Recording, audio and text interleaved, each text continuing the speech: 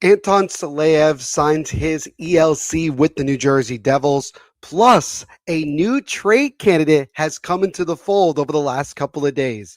All that and more on this edition of the Devil's State of Mind podcast.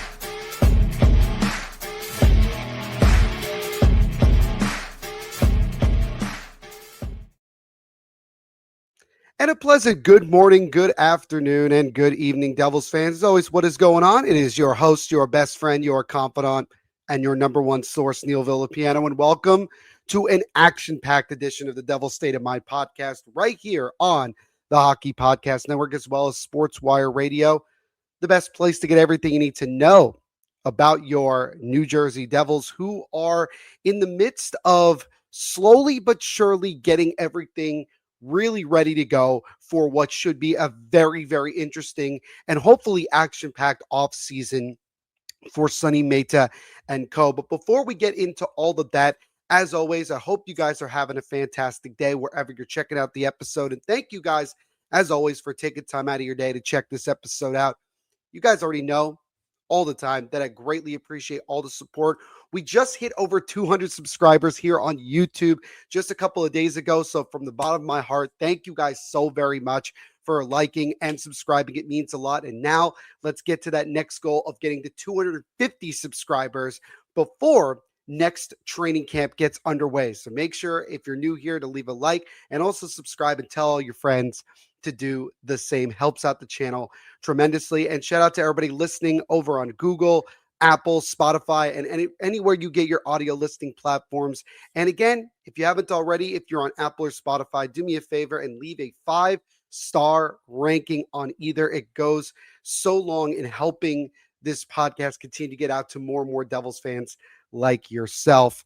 And last but certainly not least, before we get into this episode, I wanted to shout out my good buddy Ace from Running with the Devils, who last night had his final episode of Running with the Devils before he jumps on and starts covering the Devils for NJ.com, which I'm very, very happy for him.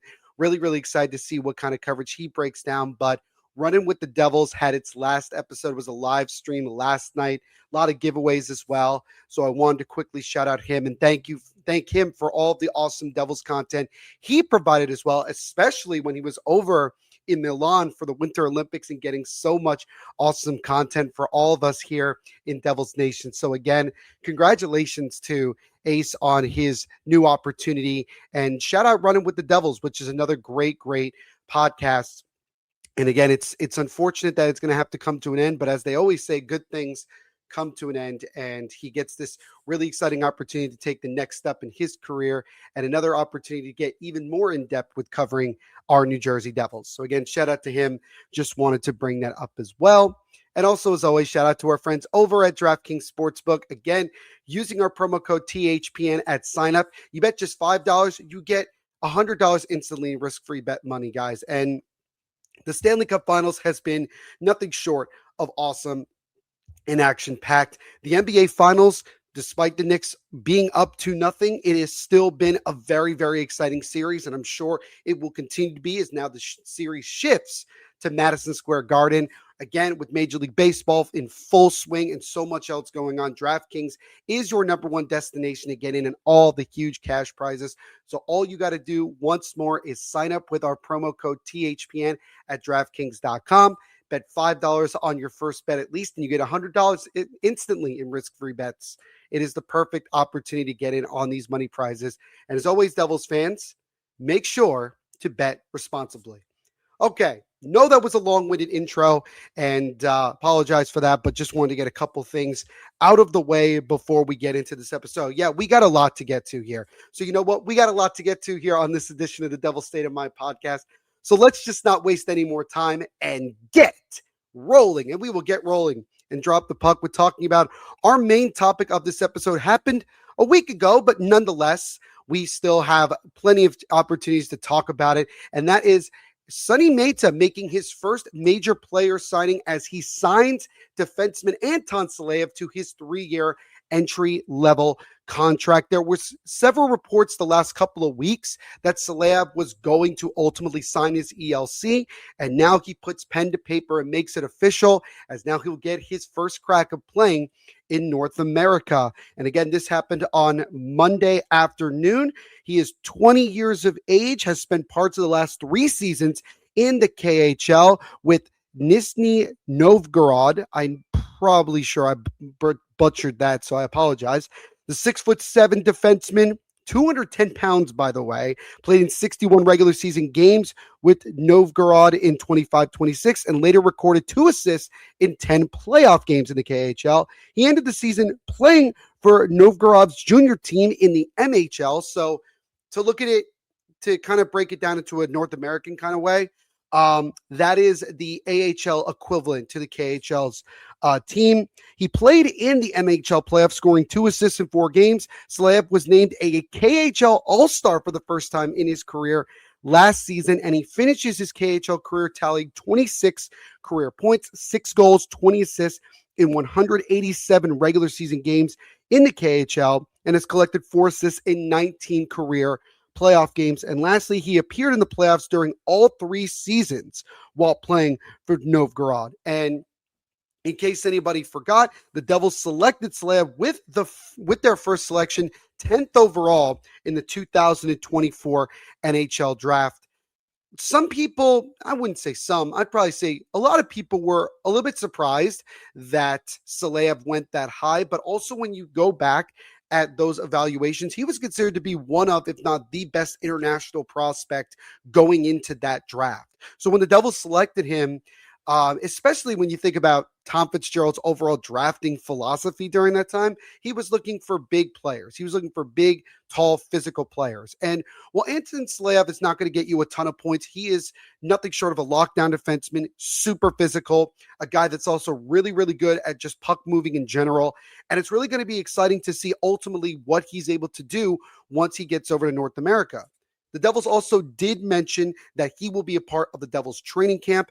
Not sure as of right now if the Devils are going to have their development camp or their prospects challenge. Again, those things will probably be a little bit more clear in the next month and a half from now, as we're a little less than a month away from the from NHL free agency, and we're not that many weeks away from the NHL draft as well. So again, the new offseason, the 2026 offseason is really just about to get into the nitty gritty. And that's why this episode is so exciting for me, because there's so much to talk about. But this was the biggest news, official news that we got, as again, the Devils were able, and Sonny Mehta was able to put pen to paper and sign Anton Silayev to his 3-year entry-level contract. So again, really, really exciting stuff, and definitely looking forward to seeing what Silayev can do once he comes over here to North America.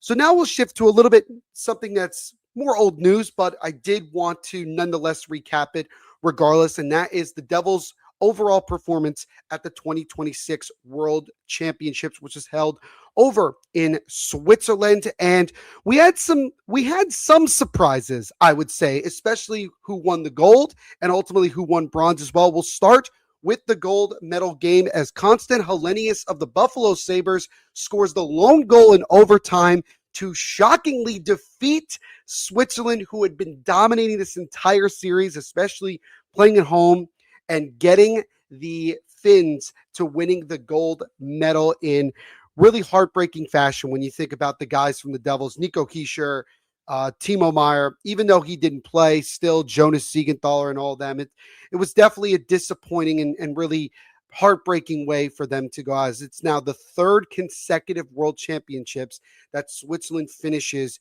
in 2nd place. And you really thought this year in particular, with how well Switzerland had played and how well they had kind of breezed through not only the early rounds, but then once we got into the elimination rounds and ultimately getting into the gold medal game, you know, I thought that it was for sure that Switzerland was going to find a way, but it was not meant to be.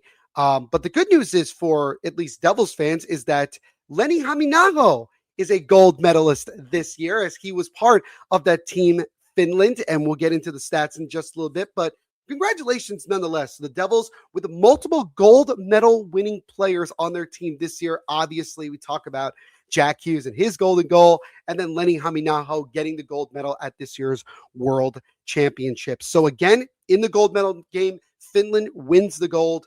And for the third consecutive year in a row, you have Switzerland having to settle for the silver. And then in the bronze medal game, which also involved a couple of Devils players, another shocking upset as Norway defeats Canada in the bronze medal game to earn, I believe, if I'm not mistaken, their first ever medal.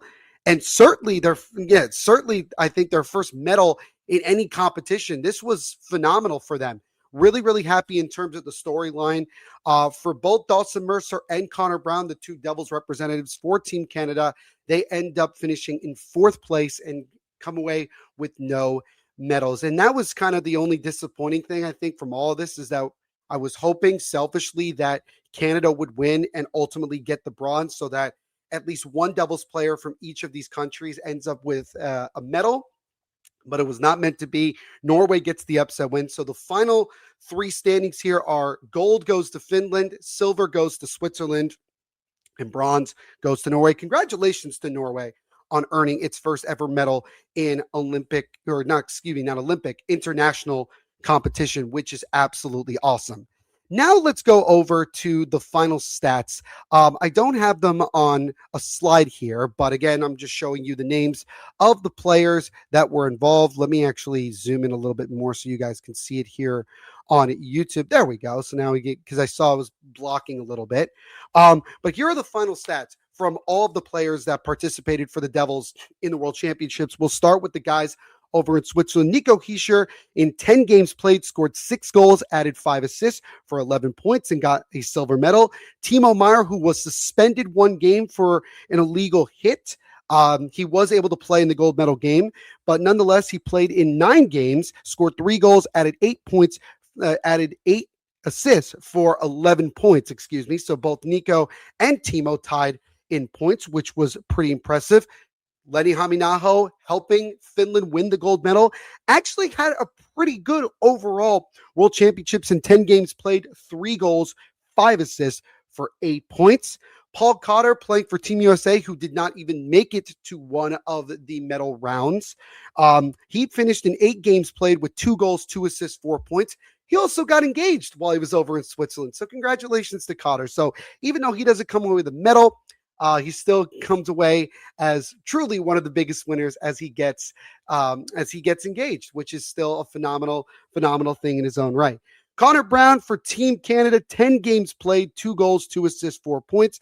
Dawson Mercer, who only played in 4 games, he was one of the last guys to join Team Canada before the tournament got started, and was pretty much an extra forward throughout most of it. Played in 4 games, did not register a goal or a point at all.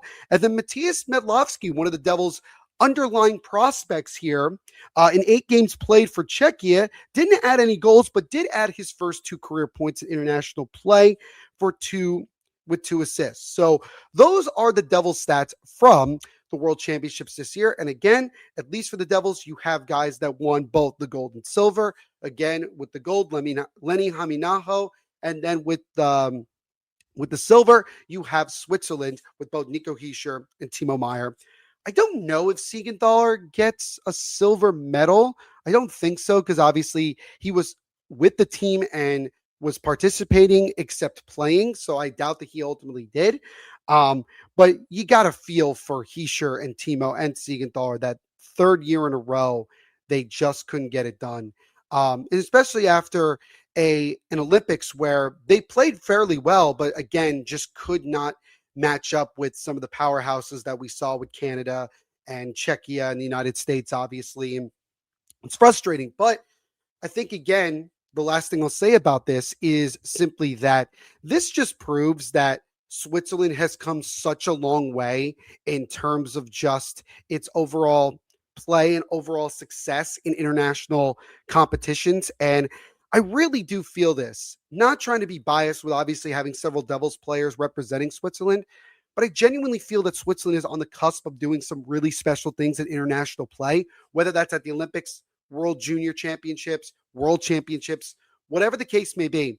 Nonetheless, it's really, really exciting to see what they've been able to do, and I'm looking forward to watching them continue to play throughout these competitions over the next couple of years, because I think that this country is ready to take that next step and get there. And who knows, maybe at next year's World Championships, hopefully, selfishly, none of the Devils players are there, but still nonetheless, hopefully they make a deeper run and ultimately win a gold medal somewhere. That would be phenomenal. So that's your overall ending to the World Championships. And for all of those Devils players, that officially concludes the 25-26 season. They'll get time to rest, regroup, and then get ready for next year. Speaking of Switzerland and speaking of Nico Hischier, we did get somewhat of an update when it comes to where the Devils and Hischier's camp is when it comes to ultimately finding a solution to getting a long-term contract extension. And we're going to start first with talking about Hischier's agent, Alain Waugh, who actually spoke about having beginning discussions with Sonny Mehta, although conversations have been casual to this point. If you haven't already, and I'll put it in the description of this episode, a good friend of the podcast, Keith Kavanaugh of Puckpedia, confirmed, talking with Alain Waugh, that those talks have been happening. There was even more talks this past week at the Combine between Mehta and Waugh about an extension. And Waugh also said this, quote, "The next month's going to be important for Sonny and I to talk and figure out kind of where things are at. But we're still very much in the infancy stages on that one." Now, another point to make, as I mentioned just moments ago, Pierre LeBrun of The Athletic, in his recent piece, says he believes a Nico Hischier extension with the Devils is the most likely scenario. The only way it doesn't happen is if the Devils can't get in ballpark for term and money. And obviously, we really don't know what exactly that term and money is. My guess, if we're going to look at AFP's analytics overall prediction, is probably somewhere in the, I would say, 8 years at $10 to $11 million AAV, which to some people might, you might take a step back with that and say, that's a lot of money. But when you think about the fact that the salary cap continues to go up, it continues to get more and more and more, those deals are going to become much more the norm. And that guys who are getting long-term extensions for only $8.5, $9 million, they're going to start looking like steals in the long run. So that's really what I ultimately expect here. And I think just with everything that we've heard up until this point, and we know that things can absolutely take a turn for the worst and completely flip at a moment's notice, it still very much feels like that the overall conclusion to all this is going to be that Hischier is going to sign a long-term extension with the Devils and remain with the Devils for what we hope to be the rest of his NHL career. Another thing that some people might try to look deeper into is another thing that Waugh spoke about on that episode of Puckpedia, where he said, Hischier's the captain, he's their guy, they drafted him, and he loves playing in New Jersey. Like, those are the kind of things that people say, like, so it would be ridiculous for Hischier to consider going anywhere else. But again, ultimately, Hischier wants to win. He's been with the Devils his whole career. He's only made the playoffs 3 times in his career. He wants to see this team not only get back into the playoffs, but go deep and ultimately win a Stanley Cup. And another thing that was brought up with Hischier and his agent Alain Waugh is that they wanted to also see what overall Sonny Mehta's plan is. The thing that's kind of interesting about it is that if ultimately the Devils and Hischier come to an agreement on July 1st, or maybe sometime after that, is that Sonny Mehta's overall plan must have been really impressive for Hischier to feel comfortable enough to sign the long-term extension. We know things started off a little bit rocky the first time that it was brought up towards the end of the season about whether or not Hischier was going to sign. But then again, Hischier reiterated at his end of the season presser that he loves playing in New Jersey. He loves being a part of the Devils. And ultimately, I think he wants to stay here. I think he wants to be here long-term. And until proven otherwise, I'm fully convinced that Hischier will sign long-term as a New Jersey Devil when it's all said and done. So that is the most recent update that we have with Hischier. And again, as Elaine Watt brought it, things are into their infancy stage. And again, July 1st is the first true day that Hischier can officially sign an extension. It's possible that both sides could come to an agreement that won't be made public until July 1st, but nonetheless, we still have several weeks here. A lot can change between now and ultimately when we get to that point where we really have to start seeing whether Hischier is going to lock down long term. Now, let's talk about another guy that needs to be re-signed. Well, a guy that needs to be re-signed who's an RFA, and that is Arseny Gritsyuk. And we've actually heard some positive things about Gritsyuk's situation. He's seeking currently a multi-year contract extension with the Devils, reported by James Nichols of New Jersey Hockey Now. And a source close to the situation told NJ Hockey Now that Gritsyuk's camp is pushing for a deal longer than 2 years. And I wrote a piece about what a Gritsyuk contract could look like over on Pucks and Pitchforks. And I think ultimately somewhere in the 4 to 5 year range is, I think, where the Devils and Gritsyuk will come to an agreement. I think it's going to end up being a 5x5. And I think that that's fair. And I know that people will look at Gritsyuk's stats and say, 13 goals, 31 points in 66 games. Is that really worth that big of an upgrade? Well, there's much more than just the stats.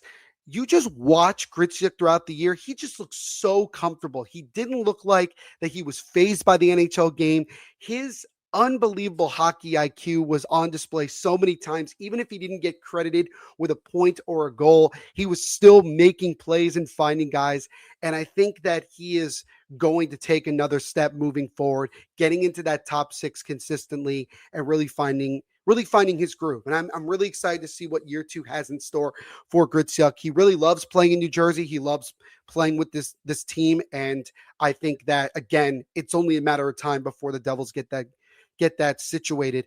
I think also, again, he can't sign anything until his ELC runs out on July 1st. So again, we could hear a lot of things and hear a lot of good things. And we know that things can obviously change. But again, it just sounds like that things are going well. That same source described the ongoing talks as, quote, very good, adding that negotiations are progressing well from both sides. And it seems like it's only a matter of time. Should also mention from our friends over at AFP Analytics, they project Gritsyuk's contract to carry an average annual value of just over $3 million on a 2-year contract. But if all signs are pointing to a long-term deal, which I think that's ultimately what it's going to be, then the projection for Gritsyuk is a 5-year contract at $5.9 million. So just under 6, which again, some people might say is a decent chunk of change for a guy that's only played 1 year in the NHL. But again, it's not just about the numbers with Gritsyuk that really, really defines who he is as a player and how talented he is overall. And I think Sonny Mehta knows that. And ultimately, in many ways, you want to lock down these guys long term. You don't want to have to think about these things. I should also mention this. Before the Devils do anything else or really officially sign anybody or trade or whatever, the Devils will have over $40 million in cap space next offseason in 2027. So do the Devils have the money to, long term to get a Hischier extension done and a new Gritsyuk contract and even potentially a Nemec contract and things like that? Yes. But you still have to figure out the cap for this year, which is why it makes it so interesting for the Devils, because they're in a position where they're going to have to move money. There really isn't a world where the Devils can do all the things that they want to do without having to move money. And that's the thing that is the most intriguing to all of us, to want to see what can Sonny Mehta and this new front office ultimately does to retool this team and get them to take that next step, which is to become a true cup contender. But when you think about these contract talks with both Hischier and Gritsyuk, it sounds like things are going very well. And again, all signs are pointing to both of those guys getting new deals long-term with the Devils. Haven't heard anything recently with Shimon Nemec. I wonder if maybe Nemec is going to be somebody that Mehta looks to lock down later. I don't know. It's going to be very interesting. Perhaps maybe he really is looking into moving him for some sort of help immediately. Who knows, right? Again, we all these things are speculatory, and it's just going to be about, let's see ultimately where this ends up going. It's going to be, again, it's going to be a very fascinating situation overall when you really think about it. So now let's shift over to some news that we got just from the NHL that also involves the Devils, because obviously they're part of the NHL. And that is the news about the new NHL All-Star Game format. And again, I wrote a piece about this last week on Pucks and Pitchforks, and we'll read it here. So again, just before the Stanley Cup Finals got underway, Gary Bettman spoke to the media and announced some new All-Star festivities for the 2027 NHL All-Star Game, which will be played not that far away from the Rock, over on Long Island at UBS Arena. For the skills competition, it now comprises of only 25 and under players. They will compete across 8 events. The events are as follows: the fastest skater, hardest shot, passing challenge, one-timer, stick handling, and accuracy shooting. After those events, the top 4 players will move on to a shootout. Finally, the top 2 from that face-off in the obstacle course finale, which will have a $1 million prize. And guys like Jack Hughes, who will still be 25 by the time the All-Star Game comes around, will have a chance to be a part of that. Maybe someone else from the Devils comes in. Maybe it's Dawson Mercer. Maybe it's Arseny Gritsyuk. Who knows? A lot of time between now and then when the All-Star Game actually comes around. So it's going to be really, really interesting. But the other thing that really, really is probably the more exciting news that we got was when it comes to the All-Star Game itself. The NHL has decided to keep the international tournament momentum going from the Four Nations 2 years ago to the Olympics this year. And the league teams for the overall opportunity here to play in this international 3-on-3 competition comprises of Team Canada, Team USA, Team Finland, Sweden, and the World Team. That's the new one that really stands out, which was made of players around outside of countries mentioned over in Europe. Deputy Commissioner Bill Daly announced Russian players will indeed be allowed to play in this event, which would be phenomenal. And this is massive news for both the NHL and the Devils, because it will serve for the first time since 2021 that players from Russia can play in a tournament like this. Now, a quick breakdown again. Each All-Star team will have 9 skaters, 2 goalies. There will be a 3-on-3 round-robin tournament. Each team will play 4 5-minute games with a win earning them points. 2 points for a win, 1 point for an overtime loss, and 0 for a regulation loss, unsurprisingly. And the winning team gets a $2 million prize. And as I show here in the article, talking about guys like Jack Hughes will get another opportunity to play for Team USA. You could potentially have guys like Nico, Hischier, Timo Meier playing for the World. Maybe Gritsyuk again playing for that World team. Who knows? Jesper Bratt for Sweden. Jacob Markstrom again, if he's still on the Devils. Talking about that, there's all these different guys. Dougie Hamilton, maybe if he has a bounce back year. Shimon Nemec. All of these guys will get an opportunity here. So this is really exciting. And I think overall, what's important about it is that, again, it just proves that the NHL wants to find a way to make the All-Star Game more appealing to everybody. If you think about the last couple of years that the NHL has had this All-Star Game, while they've had the 3-on-3 tournament, it hasn't been as interesting for people who are non-diehard hockey fans. And I think that the NHL saw, obviously, the boom that it got from things like heated rivalry, from the Four Nations, from the Olympics, all of that, and said, we need to capitalize on this more. We need to continue to do this. And now we get an opportunity for yet another international competition. And I think the NHL is hoping that we get something like we saw in the Four Nations, where guys are going at 100%. I don't think that's ultimately what's going to happen, but you never know. But nonetheless, I'm really excited about that Worlds team, and really curious to see which guys, especially from Russia, probably like Alexander Ovechkin, get the opportunity to play. And it would be the first, I guess you would say, international tournament that Russian players will be allowed to play in, because, again, this isn't an IIHF event. This is an NHL event. So the IIHF has no say or control in what the NHL does with its own products. So let me know what you guys think of this new format. Do you like it? Do you not like it? Is there things you want to see added or maybe removed? Let me know what you guys think, because I would really like to hear your thoughts as well. Bottom line for me is that I think that this is a very, very exciting opportunity here and a new thing that's fresh and exciting. And I'm really looking forward to seeing what that all is. And, it being not that far away from New Jersey, maybe I'll look into try to getting an opportunity to go out for the All-Star game. That could be a lot of fun. It would be the first time I actually get to go to the All-Star game since it's fairly close. Now, last thing we're going to talk about here. Let's shift over to some rumors. And rumors that don't necessarily particularly involve the Devils, but potentially could if things go a certain way. And let's talk about the first one that came as a bombshell in the middle of the afternoon, in the middle of last week, and that was Dylan Larkin of the Detroit Red Wings requesting a trade from Detroit. And it really did come as a shock because there was nothing leading up to that. There was nothing. And according to Elliot Friedman at the time, nobody, whether it was the Red Wings or Dylan Larkin's camp, was willing to speak about this. It was simply just putting out that trade request.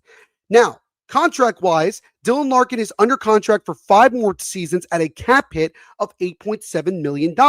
He also has a full no-trade clause. So simply put, 2 things. Number one, that is a phenomenal contract for the player that Dylan Larkin is, and ultimately for where the NHL salary cap is going up. Getting a guy with that kind of talent at $8.7 million for the next 5 years is a steal, is going to end up being a steal.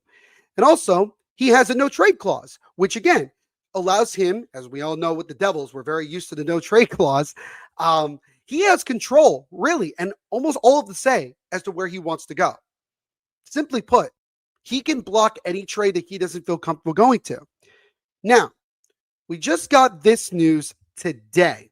So we heard from several sources and several news outlets, including in Detroit, that Dylan Larkin submitted a short list of teams he would like to be traded to, and that is the Florida Panthers, the Minnesota Wild, and to the shock of absolutely no one, the Vegas Golden Knights. I'll tell you this right now. I think it's likely that Larkin's going to have to expand on that list. And I say that because the Minnesota Wild, to me, are the only team that I could see giving up a pretty decent deal to get Dylan Larkin. Now, the problem is, again, is this. With that no trade clause, Steve Yzerman, general manager of the Red Wings, he may very well have to ultimately take a deal that isn't that great because Larkin is going to make it difficult. Maybe he doesn't. But I think also it should be noted that Larkin should try to be a tad bit realistic about the likelihood of these 3. Now, if he goes on any of these 3, then any of these teams are a cup contender or continuing to be a cup contender 100%. When you think about Florida, that's a great way to retool after a disappointing year with all the injuries, but you're getting everyone back healthy, and then you're getting Dylan Larkin on top of that. Minnesota, who, by the way, Billy G, we know that he's not afraid to make those aggressive moves with uncertainty, as we just saw with him trading for Quinn Hughes last year.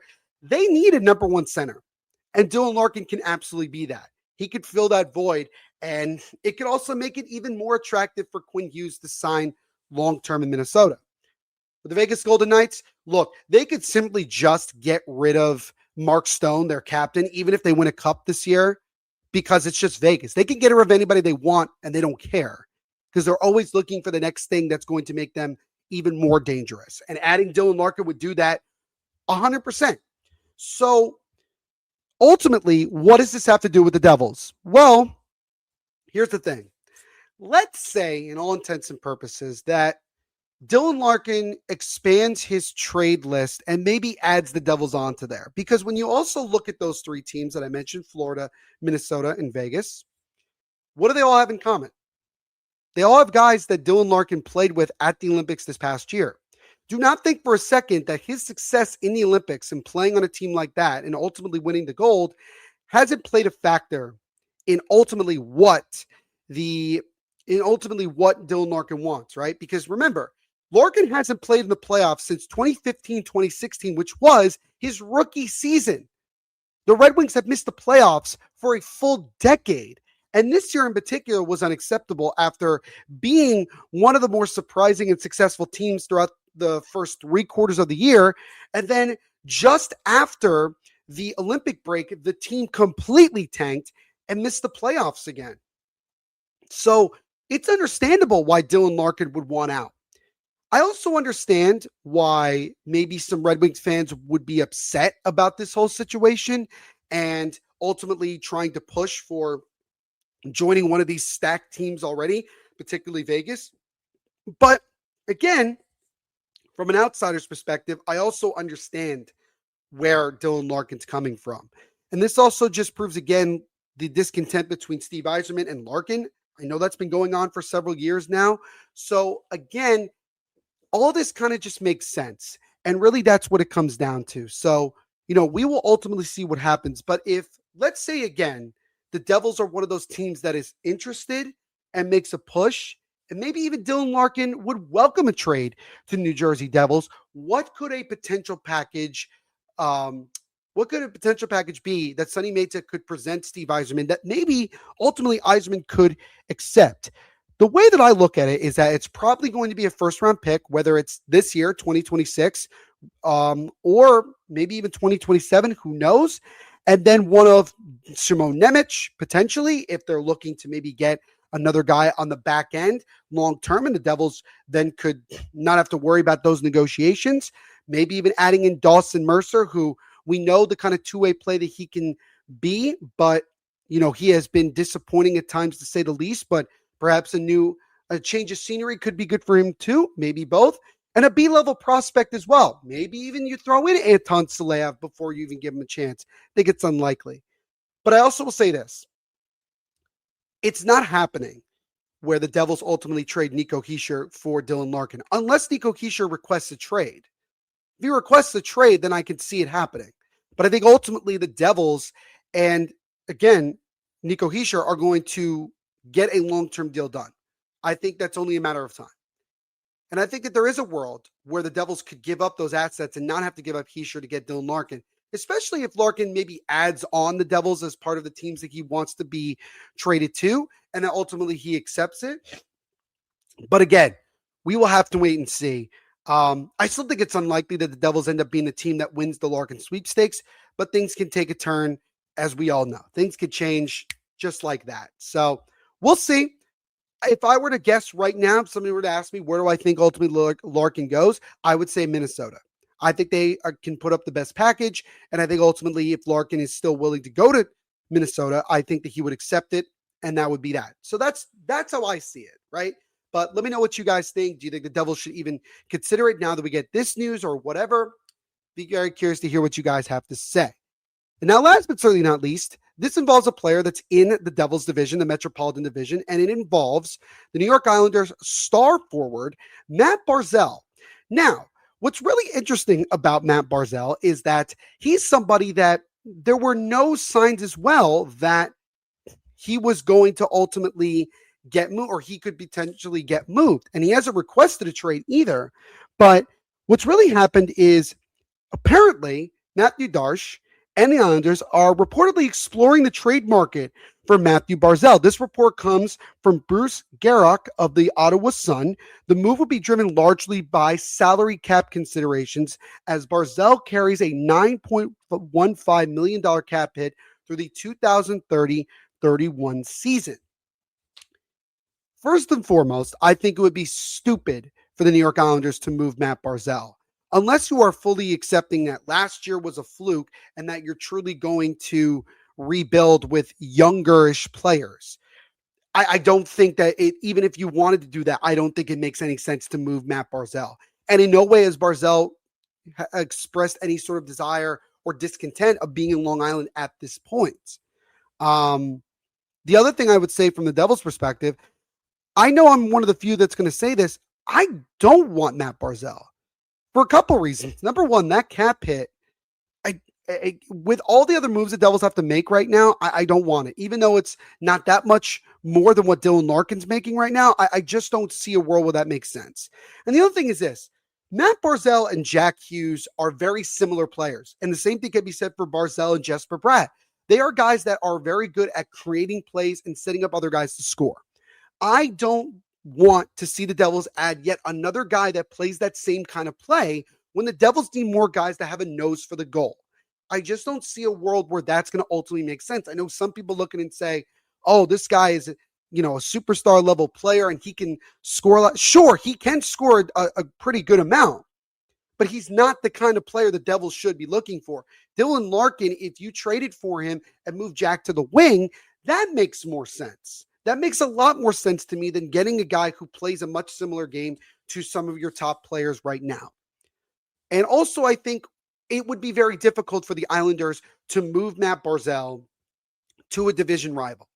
It's happened before, but I think in this situation, I think it's more likely that if the Islanders do this, that they would move him to a team, whether it's outside the division or outside the conference, and they don't got to deal with them. I think the same thing could be said for Dylan Larkin as well.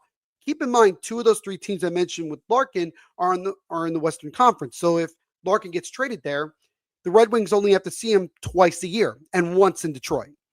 So that's the way, I think that is, again, some of the thinking process from these teams. But ultimately for the Devils, I don't see a world where Matt Barzal makes the most sense to me. I think that there are other options that could potentially be out there that I think would fit those mold a lot more. Who those guys are remains to be seen. And again, will the Devils explore it? Maybe they will, maybe they won't. The very ironic thing about Sonny Mehta is that we were so used to with Tom Fitzgerald knowing all the time, especially through Pierre LeBrun, his boy, where the Devils were looking towards and what guys that they were trying to trade for, yada, yada, yada. I think Sonny Mehta is taking more of that Lou Lamoriello approach, because he worked under Lou for a little while, of not really kind of letting people know what he's doing. We know about, obviously, some contract talks between Mehta and Hischier and Gritsyuk, but ultimately we don't know exactly what's going on, and we don't know what other moves Sonny Mehta might be in the process of making. So we shall see. Bottom line is, with Matt Barzal, I would say no. I would say no, and I wouldn't involve myself at all in that.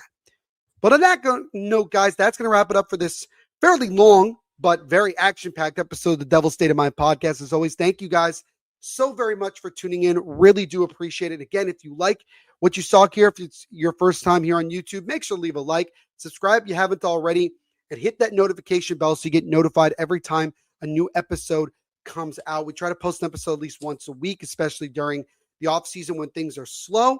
This week, obviously not as slow, with a lot of news and rumors and everything coming out.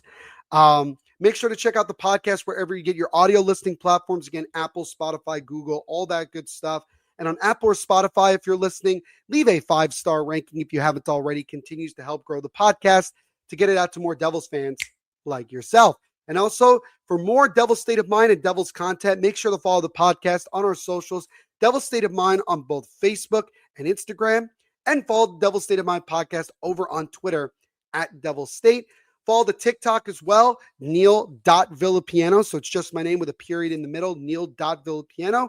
And then just search my name, Neil Villapiano, to follow me over on BlueSky as well. And go check out my articles over on Pucks and Pitchforks covering the New Jersey Devils. And if you want some more just broad NHL discussions and articles, go check out all my stuff over on The Lead. So you just type in theleadsm.com and you can check out all the articles that I write over there covering the NHL for their website. But again, thank you guys so much for checking out this episode of the Devil's State of Mind podcast. And we will see you in the next episode. Everyone, as always, continue to be the awesome people that you are. We are getting closer and closer to the true beginning of the offseason, the draft, the free agency, and so much more. It's going to be really interesting to see for our New Jersey Devils. But before we go, let's all do the thing we do every episode. Put those horns up, baby, and let's go Devils.